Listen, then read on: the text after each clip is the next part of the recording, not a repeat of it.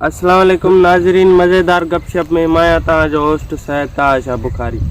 जीअं त असां तव्हांखे हर एपिसोड में अज़ीम शख्सियतुनि सां मिलाईंदा रहंदा आहियूं ऐं इंतज़ार जूं घड़ियूं ख़तमु थी चुकियूं आहिनि ऐं असांजे स्टूडियो में सैयद काइम अली शाह बादशाह पुॼी चुका आहिनि। त तव्हांखे जल्द खां जल्द साईं जन सां मिलाईंदासीं ऐं साईं जन खां सुवाल कंदासीं, कुझु पंहिंजा कुझु नाज़रीन जा। त अचो त हलूं था साईं जी तरफ़।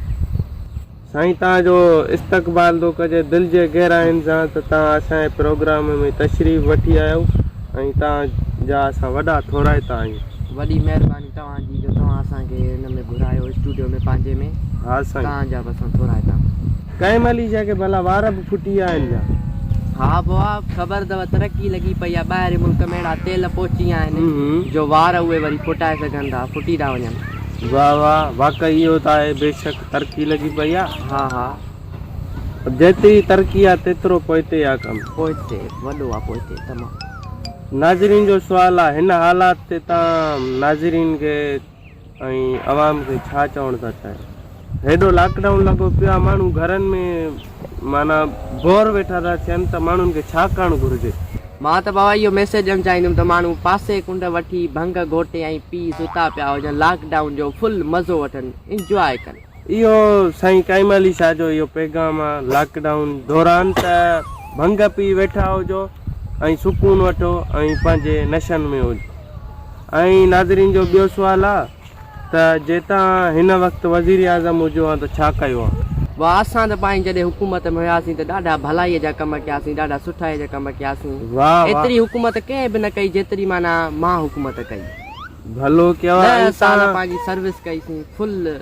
तव्हां हिकिड़ो तव्हांजो किरदारु साफ़ रहियो सॼी हुकूमत में, तव्हां करप्शन खां परते भॻो, परते जीअं बेनियाज़ हुजो।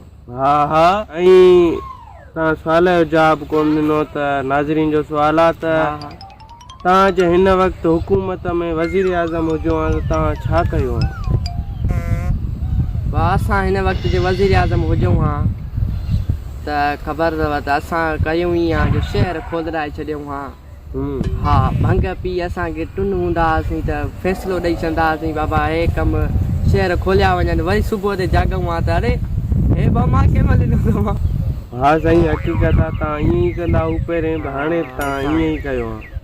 हा, नाज़रीन जो सुवाल आहे ऐं असांजो बि त तव्हां दाबे में अची पंहिंजी सोच खां बग़ैर जेको जीअं चवंदो हुआ दाबे में अची करे उन्हनि जे पॉलिटिक्स जे में ऐं तव्हां माना फ़ैसिलो करे छॾींदा हुआ ऐं उन ते तव्हांखे वरी पछताव बि न हूंदो। वाह, जेको असांखे जीअं चवंदो उहो करे छॾींदा हुआसीं। तव्हां सभिनि खे राज़ी कयो? हा, सभिनि खे राज़ी पिया कयूं। न त ख़बर अथव पाकिस्तान जी जहिड़ा हालात ऐं हुकूमत आहे, असां त सभिनि जे हुकूमत सां पिया हलूं, असांखे कहिड़ो ज़रूरनि जो लाथनि। हींअर न त असां केॾो हालात खे संभालियूं आहे। संभालियो आहे? हा हा, खणी सघूं आहे लोड? हा, ॾुख न कजो भा, असां थोरा भोगई मेज़बान आहियूं। हा हा, बिल्कुलु, ॾुख असां कंहिंजो ई न आहियूं कंदा। इहो भलो था कयो। हा हा, चर्स बर्स त कोन अथव न? न न न, हिते कोन्हे को, बाक़ी भंग जा माल ई आहियूं। हा, मुंहिंजो त इहो ई नारो आहे, भंग आम कयो, सरे आम कयो, कुझु पाण पियो, कुझु ॿियनि खे ॾियो, बाक़ी जेकी बजे सभु मूंखे ॾियो। छो सभु पीअंदो या? हा। हलो, नाज़रीन जो ॿियो सुवाल आहे। हा, घणा कूंडा पीता आहिनि ॾींहं में? मां पाणी जी जॻह ते भंग पीअंदो आहियां। हाणे तव्हां हिसाबु लॻायो त मां केतिरी पीअंदो? हा साईं, भंग त हींअर ताईं कोन्हे आई, बाक़ी मूंखे छा लाइ घुरायो अथव? मुंहिंजो मीटर तो हींअर शार्ट थींदो वञे, भंग घुरायो, हिमत कयो, नाज़रीन खे कुझु जवाबु ॿुधायूं।